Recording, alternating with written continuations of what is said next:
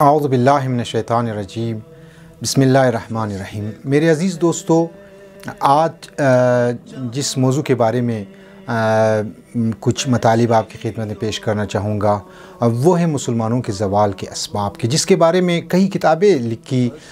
جانی چاہیے اور تجزیہ و تحلیل کی ضرورت ہے، تحقیق کی ضرورت ہے، ریسرچ کی ضرورت ہے۔ البتہ مسلمانوں کے زوال کے اسباب سے پہلے چند اہم مطالب کی طرف بھی توجہ کرنے کی ضرورت ہے، کیونکہ زوال کا لفظ وہاں استعمال ہوتا ہے کہ جہاں عروج ہوں۔ لہٰذا ہم مختصر طور پر اس ویڈیو میں کچھ مطالب مسلمانوں کے عروج کے بارے میں علم و ہنر کے لحاظ سے، دوسری جو ترقی جو مسلمانوں نے ایک زمانے میں کی تھی اس کے بارے میں، یورپی جو متفکرین تھے یا ہے ان کے اقوال کو مختصر طور پر میں بیان کرنا چاہوں گا، تاکہ مسلمانوں کے زوال کے اسباب کہ جب اس پہ ہم ڈسکس کریں گے یا اس کو مورد بحث قرار دیں گے تو وہ آپ کی سمجھ میں بہتر آ جائے۔ لہٰذا یہ کہنا بالکل بجا ہے، اور تاریخ میں بھی یہ چیز ثبت ہے کہ ایک ایسا وقت تک کہ مسلمان عظمت و افتخار کے ساتھ زندگی کرتے تھے۔ ایک زمانے میں تمام دنیا کے حکمران تھے، اکثر علوم میں برتری رکھتے تھے، فلسفہ ہو، ہنر، اخلاق، اجتماعیات، سیاسیات، ریاضی وغیرہ وغیرہ میں دوسری اقوام پہ برتری رکھتے تھے۔ مسلمانوں کے عروج کے سلسلے میں بعض غیر متعصب اور منصف یعنی انصاف کرنے والے جو یورپی دانشمند تھے وہ یہ کہتے کہ بعض یورپی یہ سمجھتے ہیں کہ اس بات کا اقرار کرے کہ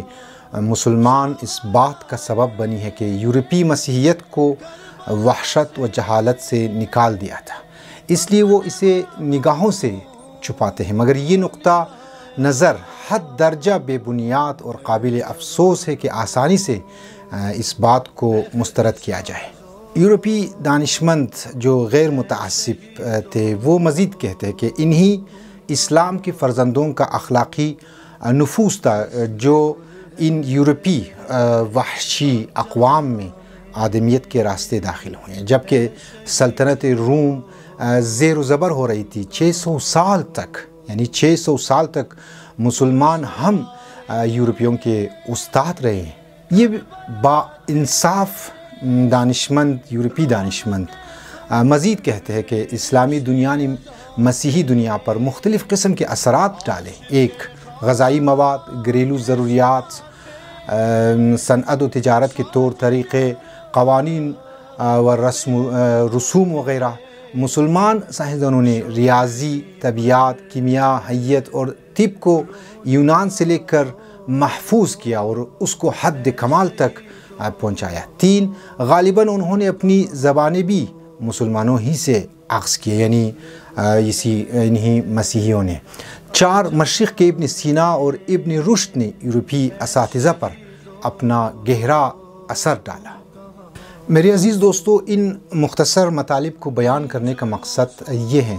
کہ سب سے پہلے تو یہ معلوم ہو جائے کہ ایک آئیڈیالوجی کے لحاظ سے اسلام کے پاس بیش بہا خزانہ موجود تھا اور اب بھی ہے۔ 2 عمل کے لحاظ سے بھی ایک زمانے میں اپنے وجود کو علم کے میدان میں ثابت کیا تھا، لیکن 3 دوبارہ زوال کی طرف تنزل کیا۔ لہٰذا اس اہم سوال کے مسلمانوں کے زوال کے اسباب کو تلاش کرنا ضروری ہے۔ ہم چند اقساط میں اس موضوع کے بارے میں مختلف زاویے سے بحث کریں گے۔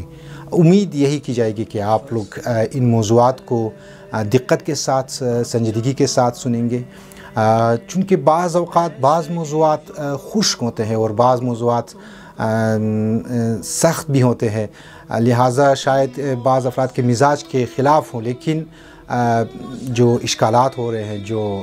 ایتھسٹوں کی طرف سے، جو سیکولر افراد کی طرف سے اسلام کے آئیڈیالوجی کے اوپر، اسلام کے اقدار کے اوپر، اسلام کے عقائد کے اوپر، اسلام کے جہان بینی کے اوپر جو اشکالات ہوتے رہتے ہیں،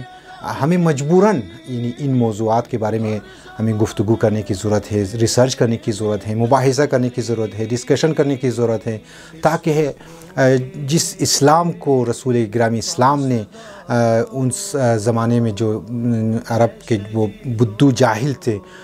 ان تک پہنچایا اور اس کے ذریعے سے عالم اسلام اب روز بروز پھیل رہا ہے، اور مختلف زاویے سے جو اسلام کے دشمن امریکہ ہو یا اسرائیل ہو یا جو دوسرے برطانیہ ہوں، اپنے چینلز کے ذریعے اسلام کو بدنام کرنے کی